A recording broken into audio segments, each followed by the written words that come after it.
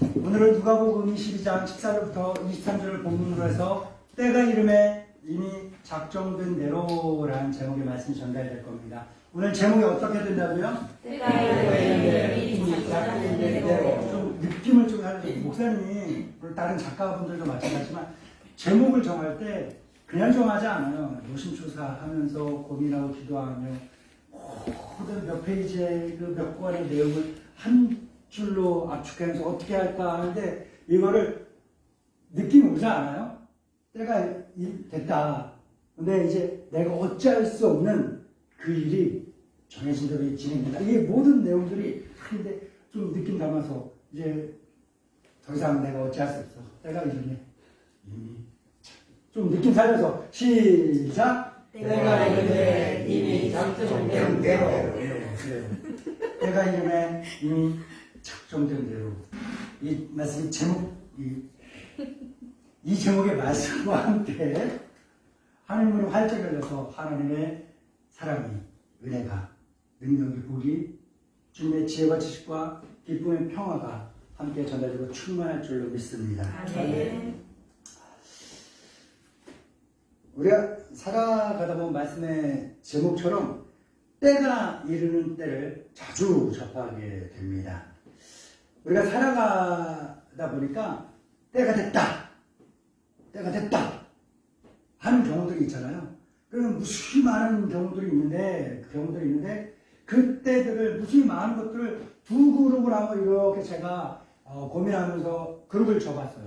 그룹을 접었더니 우리가 인생을 살아가면서 때가 됐다라고 하는 건 두 가지로 나눠지는 거예요. 뭐냐? 첫째는 내가 원하고 바라고 기대하던 것들이 이루어지는 때. 그리고 반대로 한 가지는 뭐냐? 내가 원하고 바라지 않는 것들이 이루어지는 때가 있더라라는 거예요. 우리가 살다가 보니까 내가 원하고 바라고 그런 것들이 이루어지는 때, 이때가 되면 어때요? 기뻐요. 좋아요. 기뻐요. 즐거워요. 막 와 너무 좋아요. 이럴 때는 언제였던가 한번 생각을 해봅시다.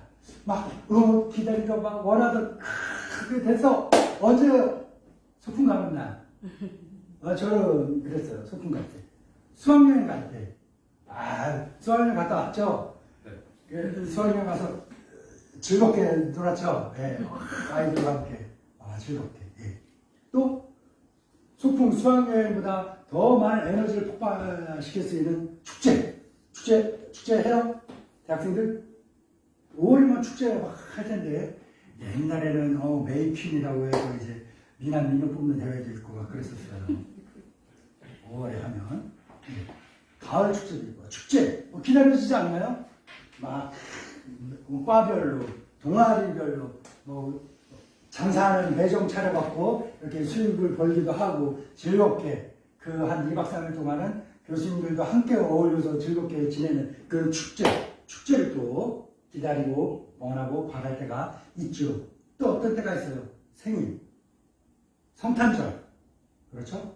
또 뭐가 있을까요? 입학, 졸업, 취업, 또 있겠죠? 데이트하는 거, 프로포즈하는 거, 결혼하는 거, 출산하는 거 등등을 비롯해서 우리가 인생을 살아가면서 원하고 바라고 기대하는 것들이 이루어지는 때가 있더라라는 거예요. 그런데 내가 원하고 바라지 않던 때가 이르게 되면 우리는 어때요? 실망해요. 슬퍼요. 우울해. 또 걱정과 불안에 휩싸요. 그리고 심한 경우는 어때요? 무기력감에 빠지게 돼요. 이럴 때는 어떤 때였는지 한번 생각을 해봅시다. 시험 봐야 될 때, 신입생 연주해야 될 때, 위클리 해야 될 때, 연습을 하긴 했는데 그 수많은 학생들과 선생님들 앞에서 막 평가를 받아야 되는 거야. 불안해요. 걱정스러워요. 무기력감에 빠지기도 해요. 또한 병원의 건강검진, 제가 여기 오산에 있는 친하게 지내는 목사님 중에 한 분이 건강검진을 때가 돼갖고 갔는데 이거 MRI가 엑스레이가 뭘 찍었더니 이상하대 가슴이 이상하대 갖고 정밀 검사를 받아보자고 해서 정밀 검사를 받더니 그 가슴 안에 흉선암이라는 희귀한 병을 생긴다는 거예요. 근데 이거는 흉터남이라는 것은 생존율이 50%가 채 안 될 경우가 많다는 거예요. 굉장히 큰 걱정과 고민을 갖고 있는 그러한 상황에 지금 처해 있고, 그 수술을 했고, 수술을 해서 조직 검사를 한 결과 지금 악성 종양, 암이 맞아요. 암이 많긴 한데 아직 아주 심각한 경우는 아니라 갖고 계속해서 방사선 치료를 하면서 고쳐가보자라는 판결을 냈다 합니다. 그래요. 원하지 않던 일이죠. 바라지 않던 일이죠. 건강검진 2년마다 한 번씩 하라고 그러니까 가서, 우리 늘상 2년마다 한 번씩 하던 거니까 가서 했어. 아무 걱정 없이 가서 했어. 난 건강했거든요. 그런데 결과지를 받아보니까 아이쿠야 암이래, 아이쿠야 당뇨래, 아이쿠야 고혈압이래, 아이쿠야 비만이래. 원하지 않던 그 결과를 듣게 될 때 안 좋죠. 또 어떤 거 있어요? 좀 더 심각한 건 부도가 날 경우, 사기를 당하는 경우, 배신을 당하거나 이별을 하거나 혹은 죽게 되거나 하는 이런 것들은 우리가 살면서 원하지도 바라지도 또 기다리지도 않는 그런 일들인데, 어쩔 수 없이 이런 것들도 때가 이르게 된다라는 거예요. 우리 인생에는요, 이렇게 이 두 가지들이 얽히고 설키고 반복되면서 그러면서 이루어집니다. 그러면서 내가 원하고 바라던 일이 일어나게 될 때 어때요? 기쁘고 즐거워서 기쁜 마음으로 준비하고 그것들을 이루어갑니다. 그런데 반대로 내가 원하지 않고 바라지 않던, 내가 미루고 싶었던 그 일들을 당하게 될 때가 된다면, 그러면 우리는 어떻게 될까요? 우리와 같이 원하지 않고 바라지 않던 그 일을 당하게 되었을 때 예수님이라면 어떻게 하셨을까? 예수님이라. 오늘의 본문은 예수님의 상황이 앞서 말씀드린 것처럼 원하지도 바라지도 않던 그 일을 겪는 우리와 같은 자리에 놓여 있는 상황입니다. 예수님은 마음에 작정했어요. 그래, 어찌하겠냐? 이 정해진 일, 어차피 내가 해야 되는 거 힘들지만, 아프지만, 괴롭지만 내가 다 감당하리라. 이런 마음 가지고 있지만 막상 마음 갖는 거랑 실질적으로 하는 거랑 어때요? 많이 다르잖아요. 많이 달라요. 그래서 이게 많이 괴로워하고 힘들어하고 있는 겁니다. 이 슬픔, 이 걱정, 아픔, 괴로움, 이 무기력감이 커지게 되는 거죠. 예수님, 우리가 인생을 살아가면서 겪게 되는 그 모든 일들을 맞이할 때 어떤 자세로 맞이해야 된다라는 것을 몸소 실천하며 우리에게 본을 보여주십니다. 어떻게 준비해야 된다? 이럴 때는 어떻게 준비해야 된다? 이런 일들은 어떻게 견디고 어떻게 이겨내야 한다? 이런 것들을 몸소 직접 보여주신 거예요. 아기들 키울 때 밥 먹는 걸, 걷는 거를, 한글 배우는 거를 어떻게 알려줘요?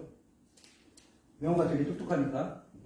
명호야, 한 2살 때, 자, 기억력 써봐. 했더니 명호가 갑자기 가나다라 마과사 이걸 다 쓰고 있어. 아, 너는 가르쳐 주지도 않았는데도 다 아는구나. 그럴까요? 그렇게 배웠어요? 내가 명호가 어떻게 한글을 떼는지 몰라요. 그러나 내가 충분히 짐작한데,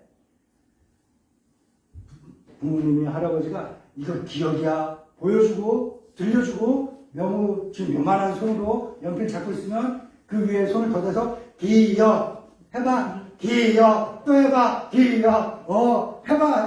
혼자서 기억 써서 아이고 천재네 싶어갖고 니은 똑같이 그렇게 가르쳐줬어. 너 인생을 살다가 이런 일이 만나잖아. 그럴 때는 어떻게 하면 돼 하면서 말로만 가르친 게 아니라 예수님이 몸소 직접 보여주신 거예요. 왜? 누구를 위해? 배우는 사람이 말로만 해갖고는 못 알아들어. 그러니 몸으로 보여주는 거예요. 우리가 예수님 말씀을 듣긴 듣는데 말씀대로 실천하면서 사는 건 알아. 아는데 하지는 못해. 하지는 못하는 이 미련하고 답답한 사람을 위해서 예수님이 어떻게 하신 거야? 야, 이 말씀은 이렇게 하는 거야. 마치 어린아이가 걸음마를 배우듯이 이렇게 하나하나 알려주신 거예요. 예수님이 이미 작정된 대로 이제 어떤 일들을 당해야 돼요? 배신당하고 제자에게 부인당합니다.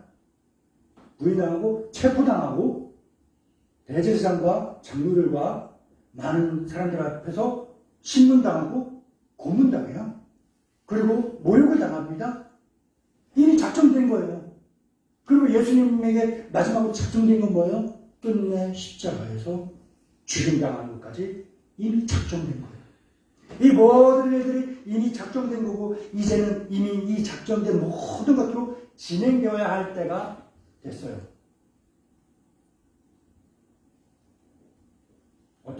예전에 어떤 영화를 봤어요. 기차를 보신 분은 기억나실 거예요. 기차를 타고 막 가는데 뭐 킬러 같아. 총을 쐈는데 이 총이 직선으로 안 가고 이렇게 막 쏘아 막 돌아서 막 가서 사람을 막 죽여. 이런 영화 봤던 기억 나세요 혹시? 예. 총을 쏘는데 빵 쏘니까 이렇게 쏘니까 막 이렇게 돌아가고 저렇게 쏘니까 저렇게 막 돌아가고 희한하게 돌아가. 사실일까요? 아니죠. 어쩔 수 없다. 한번 총을 쐈으면 그 총알은 쏜 대로 그대로 나갈 수밖에 없다. 중간에 멈추거나 되돌아오거나 하는 일이 있어요 없어요? 그런 능력은 있었으면 좋겠지만 할 수 없다는 건 아니죠. 이미 작정된 일이 그래요. 예수님이 앞으로 배신당하고 부인당하고 붙잡히고 신문당하고 고문당하고 모욕당하고 십자가에 죽임당하는 이 모든 일들이 이제 시작될 거예요. 사실 저라면요, 여러분은 어떨지 몰라요. 저라면요 바로 이런 상황에 처하게 되면요 어떨 것 같으세요? 나는 아무것도 하고 싶지가 않아. 난 아무것도 하고 싶지 않은 거예요. 모든 거 다 포기해버려요. 지금 이 상황에 뭔가 희망을 갖는다는 것? 희망을 갖는 건 허영일 뿐이죠. 그러니 에이 될 대로 되나 싶어갖고 그냥 아무것도 안 하고 그냥 자꾸자꾸 해버려요. 저라면 그래요. 근데 예수님 그러셨을까? 예수님은 이런 저랑 차원이 다른 분이죠. 수준이 달라요. 그래서 예수님은 어떻게 하셨을까? 이 상황 속에서도 자포자기 해버리기 충분한 상황에서도 예수님은 제자들을 사랑하실 때 끝까지 사랑하신 줄 믿습니다. 이 사랑하는 제자들을 위해서 무엇 하셨느냐? 참으로 귀하고 뜻깊은 자리를 만드셨어요. 뭐냐? 앞으로 예수님 죽고 나서 승천하시고 떠나셨어요. 이제 안 보여요. 안 보일 그때도 제자들은 예수님을 기억하면서 자기들끼리 모일 거라는 거예요. 그럴 때마다 반복해서 재현함으로써 예수님과 함께 먹고 마시고 잠자고 웃고 떠들고 함께 나누는 그 모든 말씀들을 기억하고 재현할 수 있게끔 경험할 수 있게끔 하신 게 바로 오늘 본문에 기록된 거예요.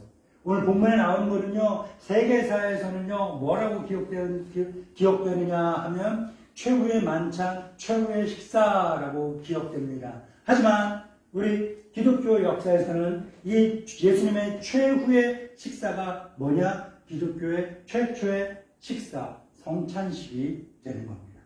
마지막이며 동시에 최초가 되는 것이 바로 오늘 이 본문인데요. 우리 한번 같이 읽어볼까요? 시작! 때가 이르매 예수께서 사도들과 함께 앉으사 이르시되 내가 고난을 받기 전에 너희와 함께 이 유월절 먹기를 원하였노라. 내가 너희에게 이르노니 이 유월절이 하늘의 나라에서 이르기까지 다시 먹지 아니하리라 하시고 이에 잔을 받으사 감사 기도하시고 이르시되 이것을 갖다가 너희에게 가노라. 내가 너희에게 이르노니 내가 이제부터 하나님의 나라가 임할 때까지 포도나무에서 난 것을 다시 마시지 아니하리라 하시고 또 떡을 가져 감사 기도하시고 때 그들에게 주시며 이르시되 이것은 너희를 위하여 주는 내 몸이라. 너희가 이를 행하여 나를 기념하라. 먹은 후에 잔도 그와 같이 하여 이르시되 이 잔은 내 피로 세우는 새 언약이니 곧 너희를 위하여 붓는 것이라. 그러나 보라, 나를 파는 자의 손이 나와 함께 산 위에 있도다. 인자는 이미 작정된 대로 가거니와 그를 파는 그 사람에게는 화가 있으리로다 하시니 그들이 서로 묻되 우리 중에서 이 일을 행할 자가 누구일까 하더라. 아멘.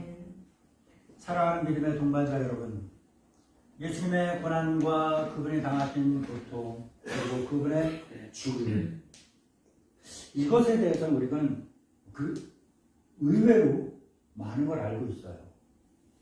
그런데 우리는 예수님께서 때가 이름에 이미 작정된 대로 모든 것이 이루어지기를 준비하고 기다리면서 그분은 어떤 생각을 가졌고, 그 순간 나는 포기해버릴 그 순간에도 예수님은 어떤 마음과 감정을 가지고 있었는지는 우리는 몰라도 너무 몰라요. 하지만 짧은 시간이었지만 우리는 오늘 본문을 통해서 또한 오늘의 말씀을 통해서 지금까지 너무나도 많이 모르던 것 중에서 아주 조금은 알 수 있게 됐습니다. 삶의 마지막이 다가오고 앞으로 어떤 일이 어떻게 이루어질지 모두 다 알고 있으면서도 우울해하거나 무기력해서 아무것도 하지 않고 시간만 허비한 것이 아니라 밥 한 번 같이 먹는 그 사소한 일, 사실 하루 세끼 맨날 같이 먹었을 거예요. 맨날 같이 먹던 그 밥 한 번 먹는 거, 밥 한 끼 같이 먹는 사소한 거잖아요. 특별해요? 그렇게 사소한 밥 한 번 같이 먹는 그걸, 그 흔한 식사를 통해서도 사랑하는 제자들에게 오랫동안 기억되고, 이것을 재현할 때마다 제자들에게 힘이 되고 위로가 되고 격려가 될 뜻깊은 일을 하셨는데, 그 일이 뭐예요? 성찬식. 이제 우리 교회는 매달 한 번씩 성찬식을 행하지 않습니까? 행할 때마다 어떤 마음으로 해야 되겠습니까? 오늘 말씀을 기억하면서 성찬에 참여해야 줄 믿습니다. 더불어 우리를 위한 그 예수님의 마음, 예수님의 그 감정까지 재현하며 감사의 성찬을 재현해야 줄 믿습니다. 지금도요, 우리는 이 시대가 흘러가는 것, 이 세상이 흘러가는 모든 현상들이 세상이 망조다, 이 망할래나 종말이 다가갔다 하면서 그런 일을 해요. 이 세대 큰일 났다, 얘네들 참 못됐다. 이거 수천 년 전에도 그 이집트 문서인가 거기에 보면 그렇게 적혀있대요. 야, 얘네는 이제 큰일 났다, 세상이 망하겠다, 막 그런 일들이 있대요. 그때부터 해왔어요. 그 말들은 됐어요.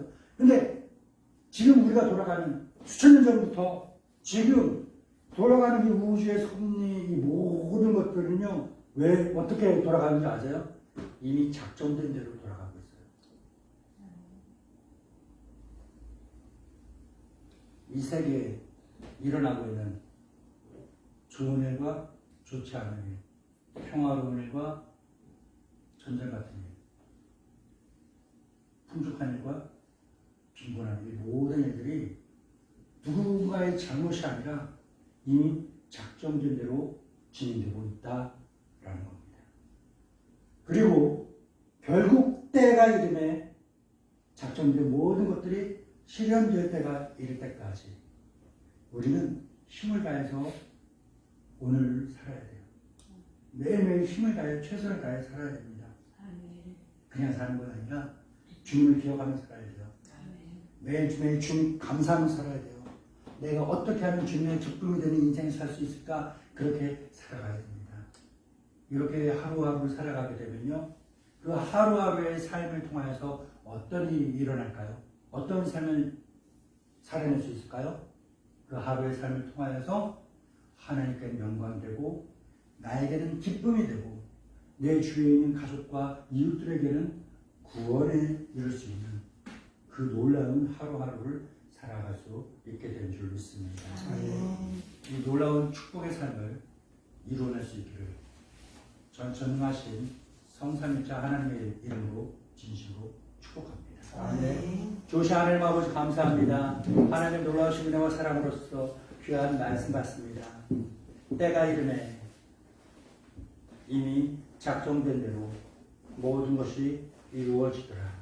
주여, 알고 계신 것 몸소 실천함으로써 우리 앞에 이미 작정된 일을 만날 때 어찌해야 될 바를 알려주셨습니다.